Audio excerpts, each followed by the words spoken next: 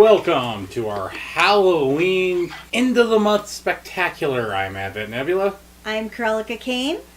And our last episode for this month, we're going to be talking about the horror movie tropes that you basically see in majority Western horror.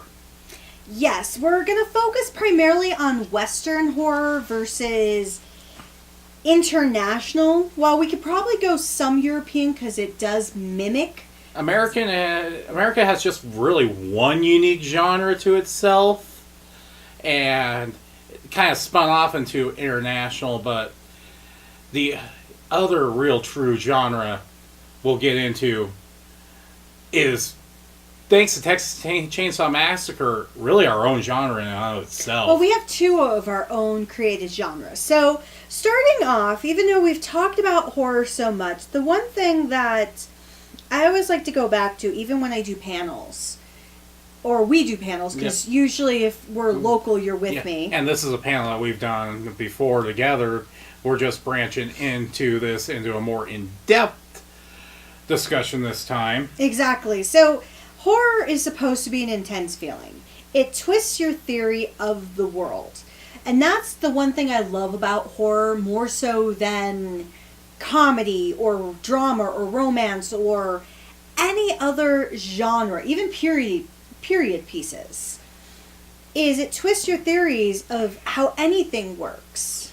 And my love of horror is more of the thriller and the psychological aspect that it puts on there, which is probably another reason why I'm a big science fiction fan as well. Yes, I think horror really dips into everything. It also is supposed to push boundaries of what we talk of being between appropriate and offensive. And we actually talked about it earlier this month when we were looking at our favorite horror movies, as well as the obscure type of cult classic type horror movies. Yeah, because I have some obscure horror movies that I really enjoy that, for you all out there that listen to that episode, if you didn't recognize those movies and then went and looked them up, you're probably questioning my taste in horror right now, because I know some of them are on the very messed up spectrum. And I have a lot of those as well. I tried, admittedly, where you went to the extreme, I actually kept it kind of normal.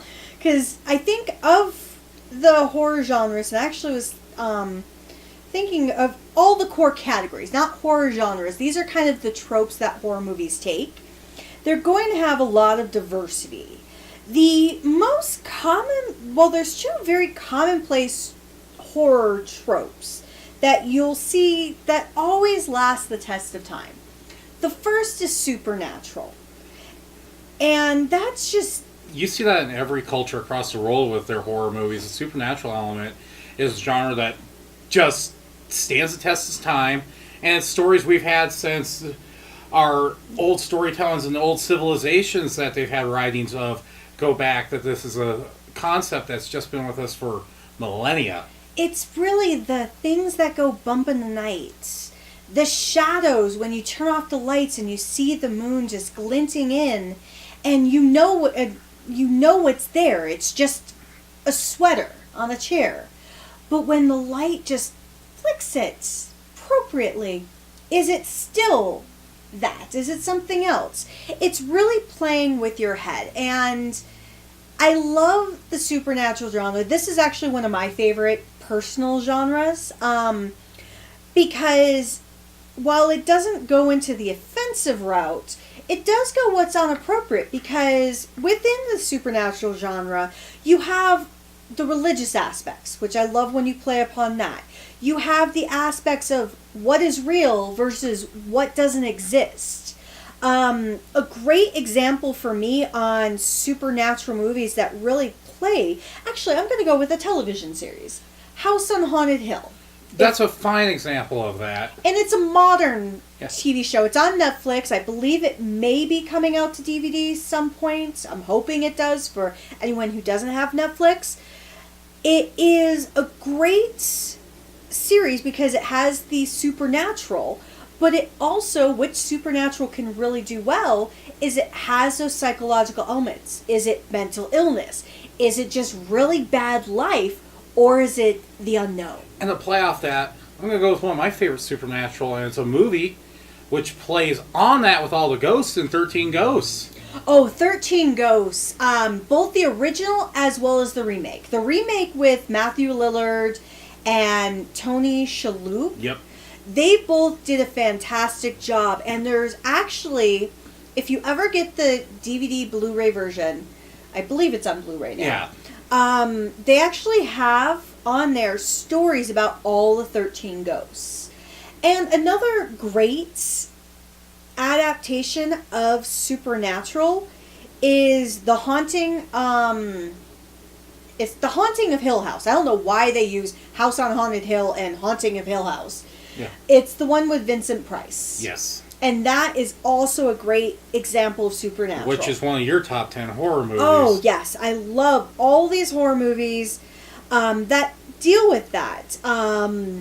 The next one that has been around forever is going to be creature feature. Which, as you know, is one of my personal favorite genres. Yes, I didn't have any in my list of my top 10, but as a person that enjoys horror movies, creature feature is one I just enjoy, and I think it's also because I enjoy giant monsters, I enjoy the cheesiness that we have at the times of it, but it's one of those that's just none of the actual plots have ever cracked into a top 10 horror movies for me. Well, if you think about it, it's what is the basis of the channel we're on. Yes. Kaiji no Kami started this because of his love for Godzilla, which Godzilla is the penultimate creature feature horror movie monster. Some people may claim it's not technically horror, but it actually is. It is. In the realm of everything horror, it is.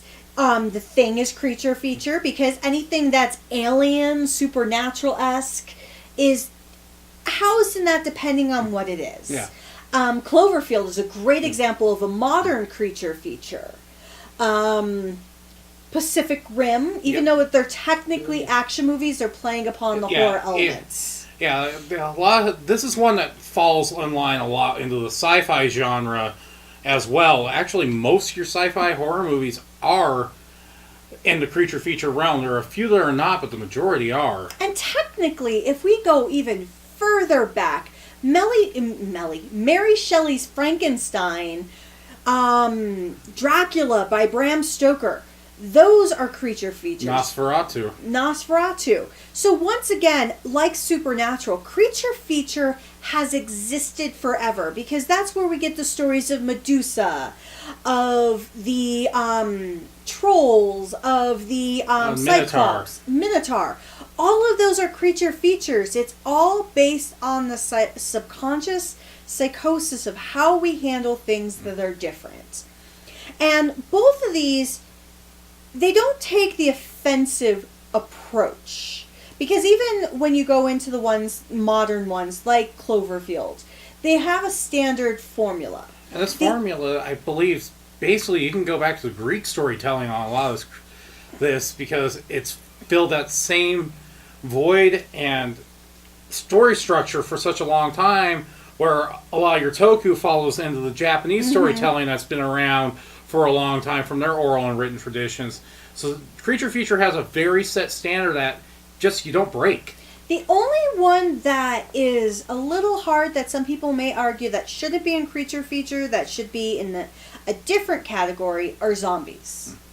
And it really depends on the type of zombies they are. Technically, they are creatures. But so many zombie horror movies fall under what I think is the largest category in this, the psychological thriller. Yes, psychological thriller. And this takes on so many different elements. One thing to note before we get into all 8 categories is not all of these categories are going to be completely separate of each other. You can have a psychological thriller, supernatural film, a psychological thriller, creature feature, or anything like that. And psychological thriller, one of the ones that really, or two of the ones that really hit me there that I didn't have on my favorites because I didn't even think about them really, are like Cape Fear or Insomnia. Yes. And Insomnia is actually a great horror movie that is starring Robin Williams, who you would never think in something like that. And another one, if we go more recent, Get Out. Yeah. Insomnia, if you haven't seen it, it's probably one of the best remakes that's ever been done of a horror movie. And Nolan knew what he was doing when he cast Robin Williams in this film. And what are your favorite psychological ones? We had it in the top 10 list with Alien because it, even though it's a creature feature movie, it actually falls under the psychological thriller aspect. My obscure, we had At Pupil, which by far has got to be one of my favorite psychological thrillers. And then A Quiet Place, which is another one of those creature feature psychological thrillers that you have together. And there's just something about a horror movie that just tells you right off the bat, yeah, you're in for a ride when they're willing to kill a child off in the first few minutes. Oh, yes. No, I absolutely agree there. Now, leading into our next category, this is where there are a lot of arguments with a particular film, Psycho. There are many people who consider it psychological thriller, which makes sense because of the storytelling. But on the flip side, it actually is one of our very first slasher films. It is.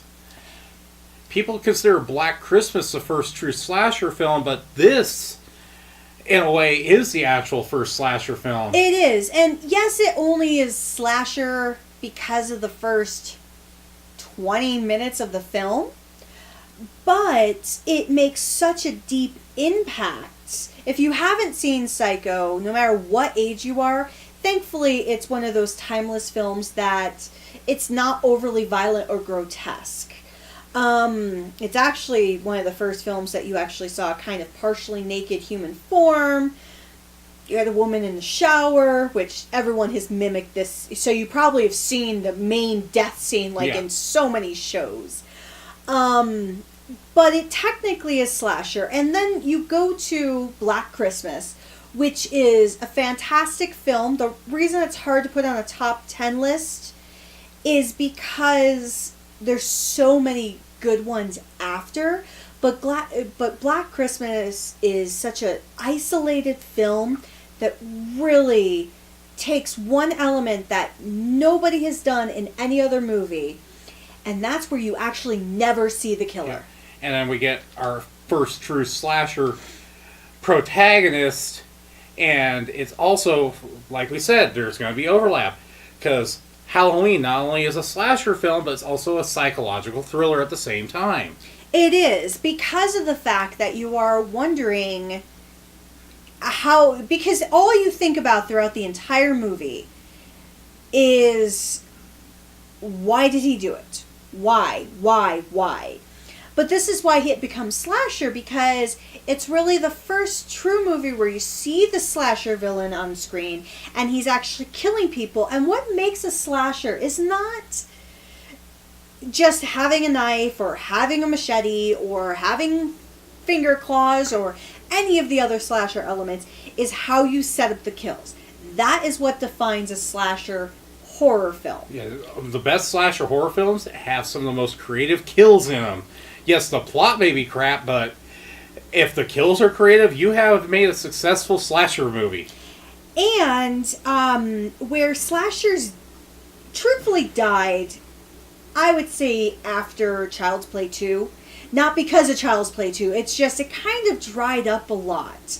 It wasn't revived until Scream. Yeah, Scream revived the genre. It had a good run again for a while, but now it's kind of died off again, and the psychological thrillers have become your mainstay horror films again. I wish. There is one thing that we want to talk about before we get to the three. I would say 2 to 3 truly American tropes. The one I can't completely say is fully American because of the Swedish films. Not only the Swedish films, but also Taiwan is notorious for this genre as well. But the one I want to talk about is cannibalism. This one... I call it, and it's so terrible, I call it Southern Comfort. The Hills Have Eyes. Texas Chainsaw Massacre. Wrong turn. There's so many cannibalistic horror movies. Anytime you say cannibalistic horror movie, you always think, oh my god, Texas Chainsaw Massacre, which is the correct answer. But the reason why I call them Southern Comfort is the way I was raised, the alcohol Southern Comfort, the band Lynyrd Skynyrd, and Creedence Clearwater Revival, they were so smooth. It was like if you drank a shot of SoCo, it went down. And so many of your cannibalistic American horror movies involve hillbilly cannibals, which involve the stereotype of the Southern Comfort. Devil's Rejects, House of a Thousand Corpses. This is the one thing I will admit that Rob Zombie is very smart with. He knows his audience because he turned Halloween into his stupid House of a Thousand Corpses. Yeah.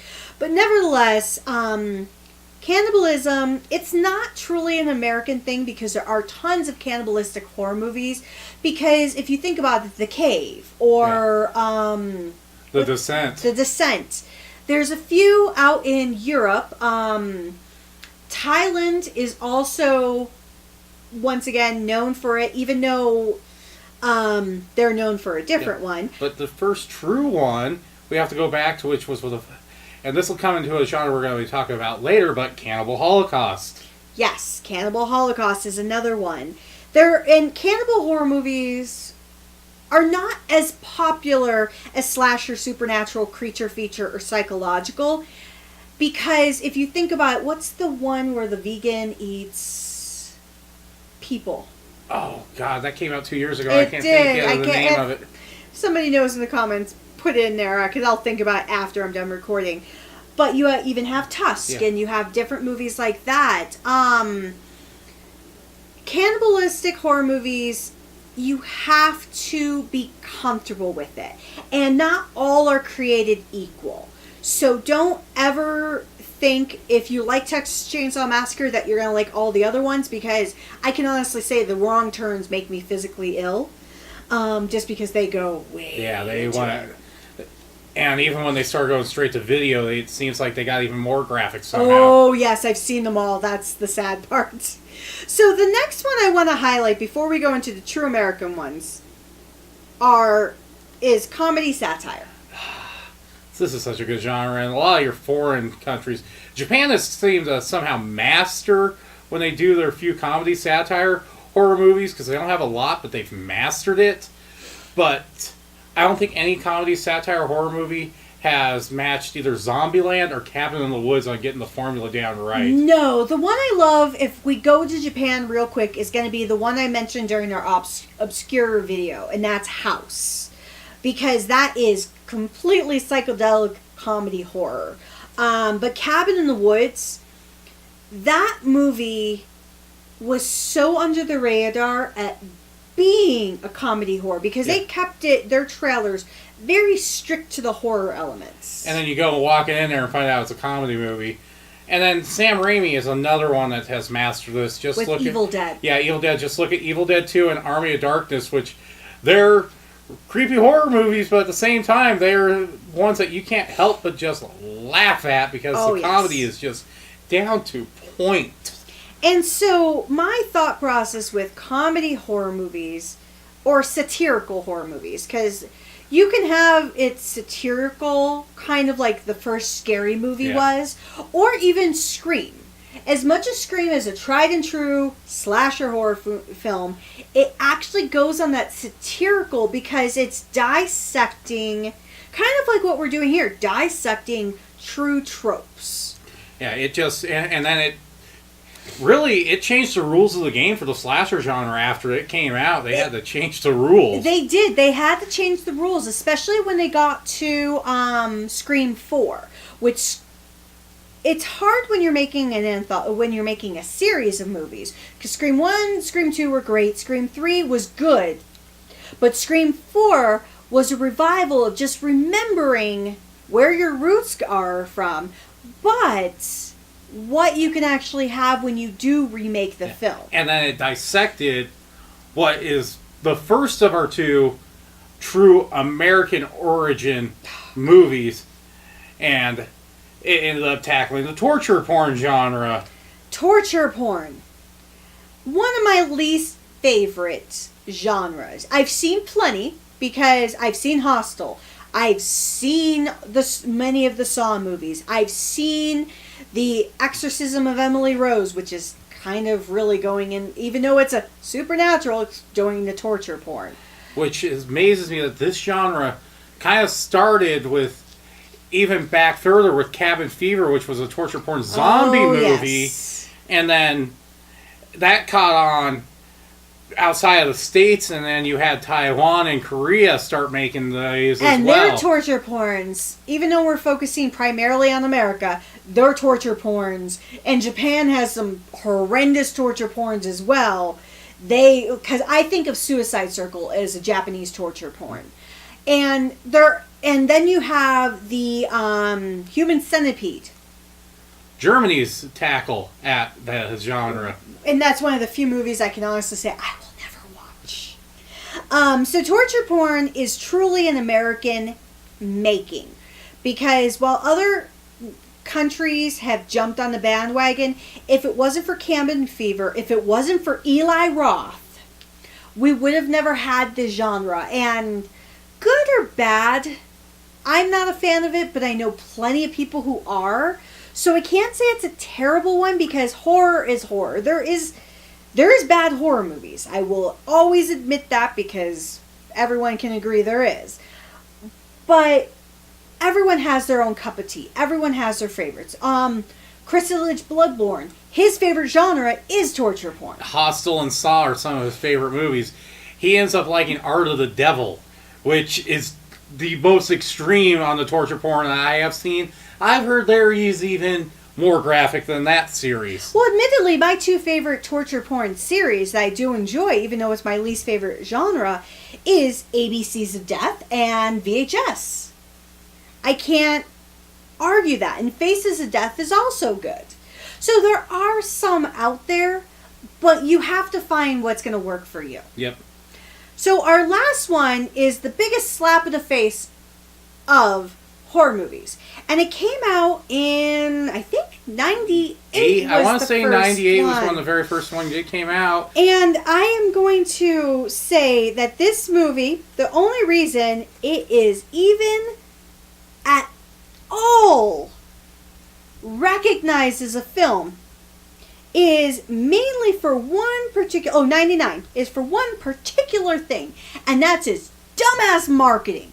If not for this marketing, this movie would have never went to the degree it did.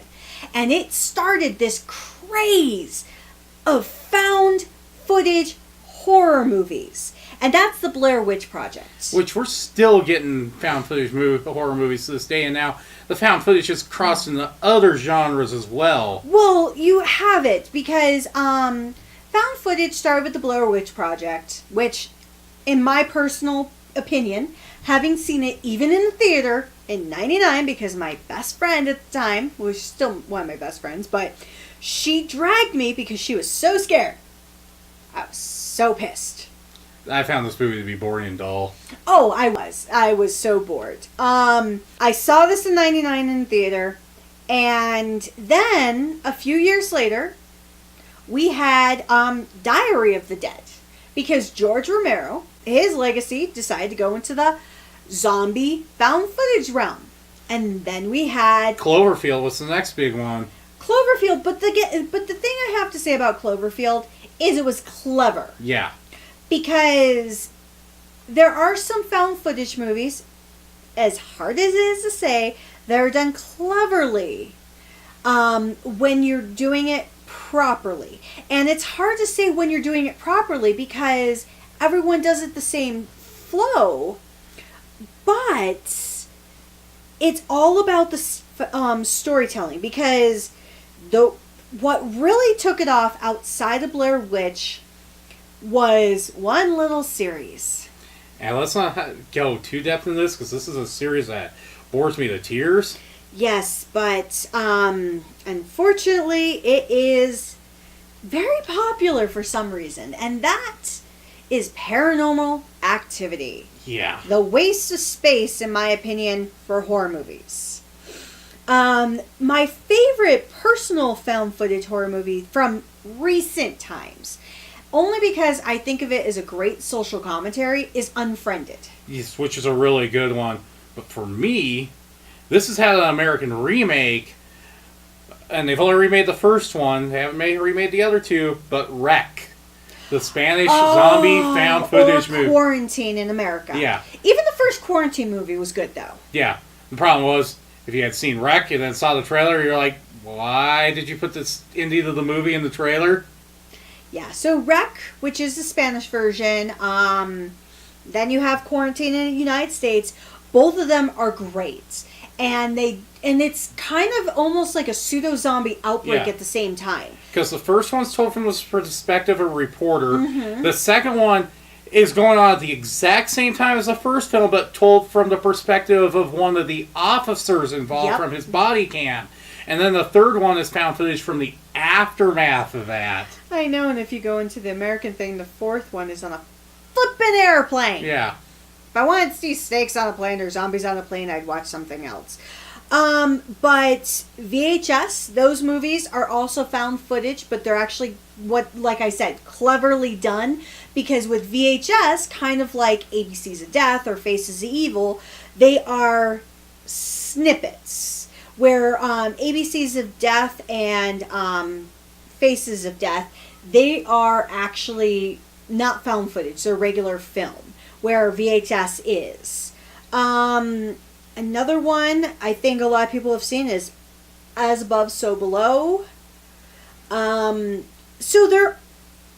I do think it is a slap in the face, horror movies, because you get the stalker found footage films as well, like Creep or They're Watching, which are disgusting, in my personal opinion. But there are a lot. So even for a genre that is completely based off of something that should have never existed, there is some good out of it. Yeah, it did come pretty much into its own genre, and I think it's just because of the technology we have today that's kind of allowed this to get there. Cannibal Holocaust is considered a found footage movie as well before we had our modern day stuff, but the modern genre did not come about until the Blair Witch Project. And I think the reason why the Cannibal Holocaust really didn't get considered because there are movies that, just like Cannibal Holocaust, where you're looking at through the eye of someone you're recording. So I think that's the big distinction that we have to justify. Yes, there are those films, just like Cannibal Holocaust, which was from 1980, but they were so under the radar, and they connected with other genres, that nobody actually considered it its own genre until Blair Witch, because Blair Witch is really what said, we're actually going to make money off of it, because guess how much it costs to do found footage versus a regular horror movie. And the one interesting thing about Cannibal Holocaust as a movie is the director tried to keep the actors through a non-disclosure agreement, not appear in public until the movie had actually premiered. There were lawsuits because the footage was so realistic, the actors had to actually come out public and say, no, we did not die while filming this movie. Well, that's, truthfully, once again, that's what they did for Blair Witch. The difference, I think, also for Cannibal Holocaust versus Blair Witch is Cannibal Holocaust, once again, came out in 1980, where the internet, it existed, and I use quotations even though you can't see. They were on military servers only. It was very basic, very limited. It was more of what we consider like an intranet now. The internet didn't actually come into true public use fruition until 1996, actually no, it was 96. That's where the internet was used, and for anyone who did not exist at that point in time, you are not missing a thing. Yeah, there's a joke about it. Back then on the internet, you had to kill a robot every time to get onto the internet. Oh my god, and if somebody wanted to use the phone, you had to log off the internet so you could have your phone line back for the phone. Oh my god, it was a nightmare. So with that said, all you had limited was kind of like even for Psycho. You had it limited to newspaper ads. You had it limited to word of mouth. You had it limited to television spots, which I don't even know. I was born in 80, aging myself now, but I don't know from talking with people who were adults even at that time, if it even aired commercials because of how graphic it was. Yeah. the biggest. This is probably one of the most controversial films ever made. Oh yes, because they actually killed the animals on camera that are shot in the footage. Oh, trust me, that's not the only horror movie that has ever gotten that's gotten PETA up their ass. But the Blair Witch Project, they also had all their 3 actors, because it really was only 3 people on screen. So, truthfully, as a film, it was incredibly smartly done. It was a boring film, and everything that was about the supernatural, you've seen it done like a zillion times better. Yeah, but Blair Witch mastered its marketing better than I think any horror movie has in the past 20 years. Oh, yeah, no, even still to this day, I don't think any horror movie can ever reach the level of marketing. I don't even think any movie, in my personal opinion, because the internet does have the ability to spoil so much, can reach the marketing capacities that the Blair Witch Project did. It's just not feasible nowadays. Well, I imagine it could be. It'd probably have to be a Marvel film at this point. Because if you think about like the television show Masked Singer, yeah, think about that. I know I'm getting off topic, but just kind of demonstrating that it can be done. Horror movies, or any movies in all honesty, have the capability of having privacy, of having NDAs, if they actually really cared to do it that hard. So, I guess those are really... It really does break down to what we're at, and when we're talking about what we've got currently going on for horror movies, it's basically just dominated by 3 main genres right now, with your psychological thriller, your supernatural, and your found footage. Everything else is kind of just sprinkled in at this point. Yes, I would say torture porn, while it is still somewhat of a popular kind of a trope of horror movies, it is mainly limited to kind of like what you would say death metal is, or industrial music is.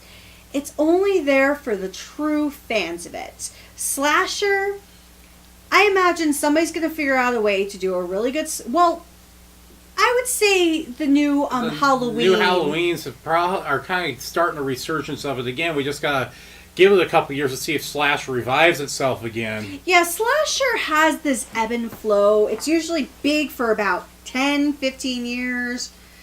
The only reason... it was very big from, I would say, about 74 with Black Christmas all the way to about 90, even though there were some slashers sprinkled in after, I would say probably about 91, 92. And then it took about a 4 or 5 year break, and that was completely on a lark at the same time, because I don't even think Wes Craven ever anticipated it taking off again. Yeah, you had Clive Barker do a few Hellraiser movies that were kind of the spin-off stuff at the time, but that was really the only things you really had in for big-name slasher movies until Scream popped in. And the reason why supernatural horror is still so popular, and it's so in the zeitgeist of not just American culture but worldwide, is because it is something that we are so familiar with as a culture.